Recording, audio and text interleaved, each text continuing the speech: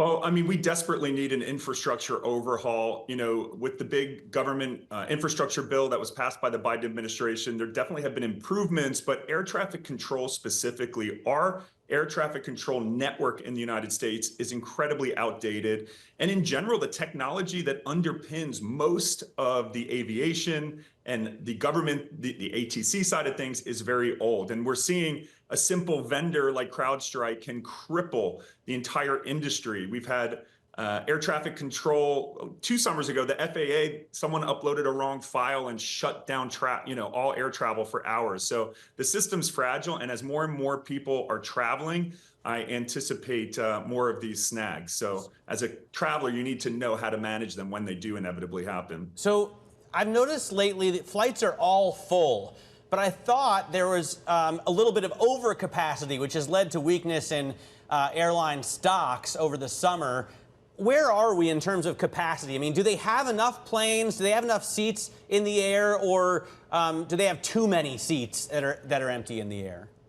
It's an interesting dynamic. So domestically, there's too much capacity. The low-cost carriers are really, really struggling. JetBlue just posted a surprise profit, but the way they're getting there is by cutting back on new plane purchases. And boy, a lot of their planes, they need a refreshing. So the downside to cutting back on new planes means more maintenance delays down the line. So they may have profitability, but their flyers are going to have more maintenance delays. So the whole industry is really, the Middle Eastern carriers are making a big profit, but it's tough out there, especially domestically. Fares are down 19% from 2019. Well, so it actually is a good time for travelers. Well, Brian, to stick with the sort of perspective of the airliners for a minute here. We heard from Ryanair's CEO last week at a press conference in London saying that those Boeing delivery delays are costing it millions of ticket sales. I feel like the Ryanair CEO has been particularly vocal when it comes to the impact, the ripple effects of what we're seeing going on with Boeing. But he has to be the most vocal airline CEO in world history. Yeah, exactly. But to that point, I mean, would you expect to see more of these types of headlines from other airlines if we continue to see these delays, which seems like that's the base case here? Yeah, I mean, the U.S. carriers are no different. United Airlines has vocally said, come on, Boeing. I think that was a big impetus behind Boeing finally getting a new CEO. Their customers are at their wits' end. And it's pretty much most of the planes Boeing is supposed to deliver are way delayed. That's causing airlines to lose on profitability because jet fuel, even though it's not completely spiking and it's at reasonable levels, these old planes are gas guzzlers. So all of these profit models the airlines have banked their 2020s growth on are not coming to fruition because they can't add new routes. They can't get those gains in sustainability and increased productivity from these new planes. So yeah, it is a big issue. And I'll also just call out the pilot shortage is another issue that we're going to be seeing more and more of. There simply aren't enough pilots out there, and that's going to become more of an issue, causing more delays for the aviation sector. There are a lot of road bumps to come. So a lot of strain from the perspective of the airlines. But I mean, how does this filter through to the end customer of tickets when it comes to airfares? Because you talk, of course, about the delays, you talk about the pilot shortage, of course, and at the same time, you have a lot of flyers saying that ticket prices are just too high. But if you have profitability being eroded here for the airlines, what levers do they have to pull?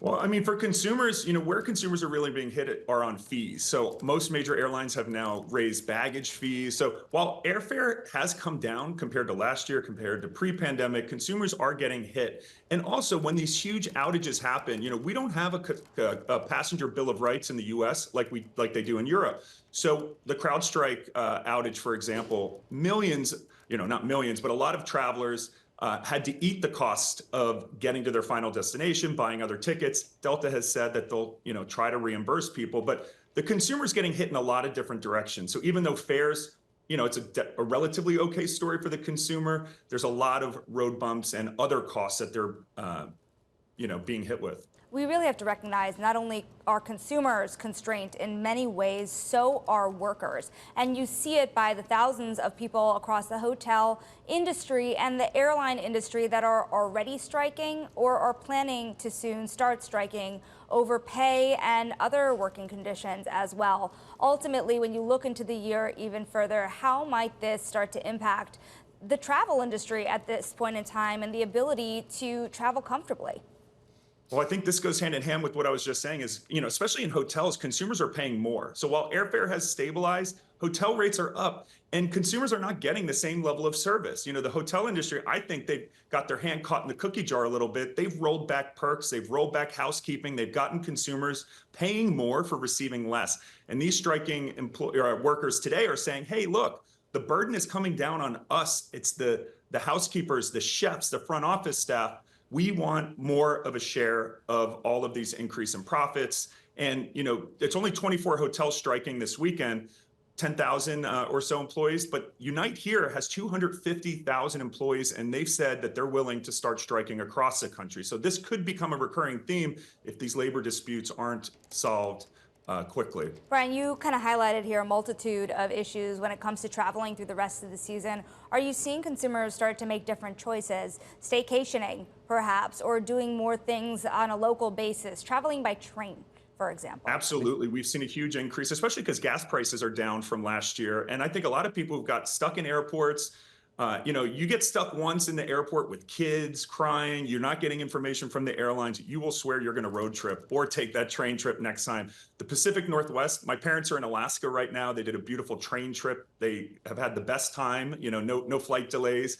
So I do think that all of these disruptions in air travel, but by and large, consumers are still flying. We had almost 3 million passengers this past Friday. We hit the 3 million daily TSA passengers for 4th of July. So the skies are going to continue to be really crowded. And one final note for passengers out there, there aren't a Bill of Rights for you in the US. You can try to go to your airline to get compensation, but people need to go to their credit card company. So many of these premium travel credit cards you're using, the Amex Platinum, Chase Sapphire Reserves, they come with trip delay and cancellation and missing bag coverage. So when the airlines mess up, which they will, always make sure you go to your credit card and see what perks you have there to help you make good when you're out of pocket. Yeah, that's one of the advantages of being a European citizen. You have a Bill of Rights there. I'm not sure that our Congress is going to deliver that to Americans. Brian, who has the best points deals right now? Because I've seen a real inflation. My wife told me yesterday we had 230,000 points, and I thought, oh, great, that's 2 business class tickets to Europe. But it's not anymore, not by a long shot. Where can you get the best deal on points? The best deal on points is with foreign frequent flyer programs. So, United, Delta, American, they all have what's called dynamic pricing, meaning you never know how much it's going to cost. And often it's over 200,000 miles just for one-way business class ticket. Consumers need to transfer those Amex, Chase, Capital One points to programs like Air France Flying Blue, where I flew 50,000 miles business class one way. The same flight on Delta was 300,000. So the huge value, Air France, Air Canada, they're all transfer partners of the big US credit card companies. And there are sites like point.me that will actually help you determine where there's availability and which of those credit card transfer partners you should actually transfer your points to.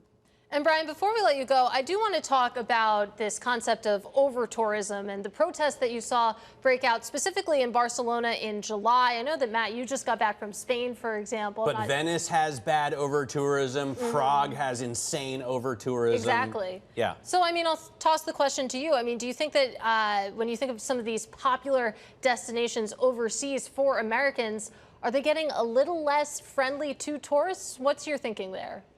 Absolutely. And I encourage people, don't go to destinations where the locals are saying, please don't come here. Or if you really want to go to Barcelona, go in November.